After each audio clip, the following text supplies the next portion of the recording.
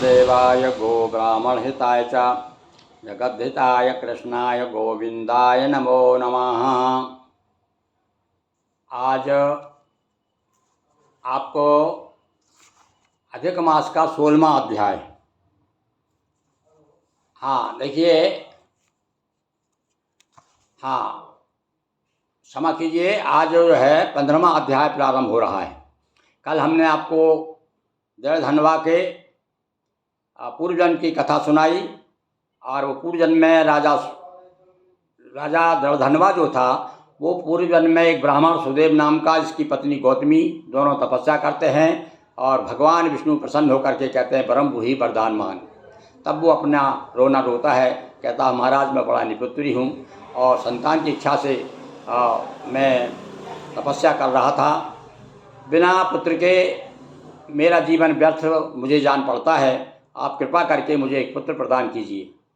तब भगवान विष्णु प्रसन्न तो हैं किंतु थोड़ा सा उसे ऐसा लगता है कि इसको घुमाना चाहते हैं। भगवान विष्णु पहले तो कहते थे कि तेरे भाग्य में पुत्र नहीं है, इसलिए और तुझे जो कुछ मांगना है वो मांग ले, पर मैं तुझे पुत्र नहीं दे सकता। जब इस प्रकार से कहा तो बेहोश होकर के गिर पड़ा, क्योंकि जिसकी कामना से वो तपस्या कर रहा था वह सब व्यर्थ जान पड़ा, उसको बेहोश हो गया। उसकी पत्नी अब उसको जागृत करती है, मूर्छा से खुलती है, बार बार उसको भी समझाती है कि देखिए पतिदेव आप चिंता मत कीजिए, भाग्य में जो कुछ लिखा होता है। देखो इस तुलसीदास जी ने भी कहा ना कि विधि कर लिखा को मैटन हारा, विधाता के लिखे हुए अंक को कोई मैट नहीं सकता, इसलिए आप चिंता मत कीजिए। और बार बार जब समझाती है, समझाने के बाद में जब वो नहीं मानता तो फिर प्रार्थना करती भगवान विष्णु से कि प्रभु आपके बारे में सुना है कि आपने सुदामा को तो धनवान ऐश्वर्यवान बना दिया था, अपने गुरु के पुत्र को जीवित कर दिया, वहाँ से ना जाने कहाँ से लेके आए थे आप। उन्होंने जब कहा था कि मेरा पुत्र समुद्र में डूब गया, मर गया, आपने जाकर के स्वर्ग जा कर के और वापस लेके आए थे।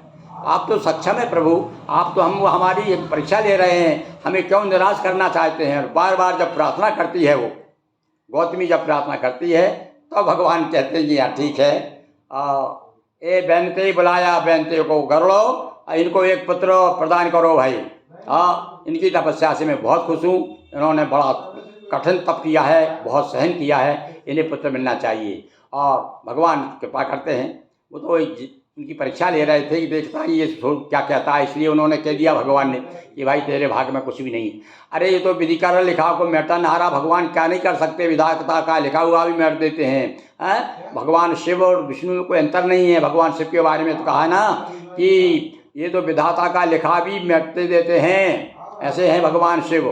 तो भगवान विष्णु भी प्रसन्न होकर के और वरदान दे देते हैं कि ठीक है भाई तुम्हारे यहाँ पर एक सुंदर पुत्र होगा, जो कि आगे आगे जीवन में तुम्हारा जीवन जो है बड़ा सफल जीवन व्यतीत होगा आपका। इस प्रकार से भगवान उसको वरदान दे करके और उसके बाद अंतर्ध्यान होते हैं।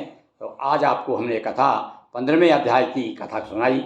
अब आगे और सुनिए, देखिए कौन कौन सी कथाएँ आती है। एक से एक कथाएँ इसमें दी है। अभी तो 15 ही कथा हुई है, 15 कथाएँ और हैं। तो चलिए बोलिए वृंदावन कृष्ण चंद्र की जय।